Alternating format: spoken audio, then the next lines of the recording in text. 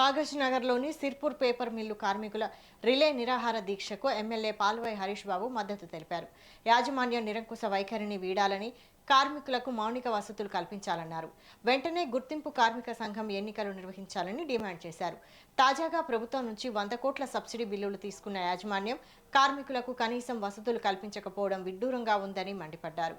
స్థానిక యువతకు ఉద్యోగాలు ఇవ్వకుండా వేరే రాష్ట్రాల వారిని తీసుకొచ్చి ఉద్యోగాలు కల్పించడం దారుణమన్నారు. కార్మికుల ఐక్య పోరాటాలకు తన సంపూర్ణ మద్దతు ఉంటుందని, దశల వారీగా ఉద్యమాన్ని తీవ్రతరం చేయాలని కార్మిక సంఘాలకు పిలుపునిచ్చారు. ఇవాళ రిలే నిరాహార దీక్షలు ప్రారంభించిన సందర్భంగా వారికి పూర్తి స్థాయి మద్దతు తెలియజేస్తూ వారికి శుభాభినందనలు కూడా తెలియజేస్తున్నా.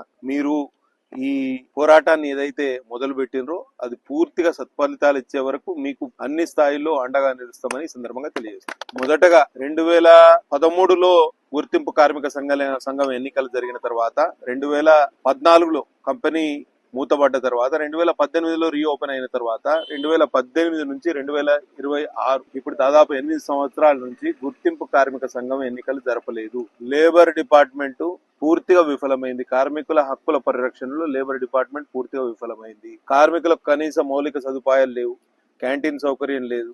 ఇది చాలా ఇబ్బందులు యాజమాన్యం రాచి రంపాన పెడుతుంది. ఇది ఒక్కటే కాకుండా స్థానికులకు ఎవరికి ఉద్యోగాలు ఇవ్వట్లేదు. నిరుద్యోగ యువత ఇవాళ ఇక్కడ స్థానికంగా ఆధార్ కార్డు ఏదైనా చూపిస్తే వారికి డైరెక్ట్ గా అసలు ఆ ఇంటర్వ్యూకి అటెండ్ చేసే హక్కే లేకుండా చేస్తున్నారు. అంటే వీళ్ళు ఎవరి కోసం ఈ కంపెనీ తెరిచినట్టు?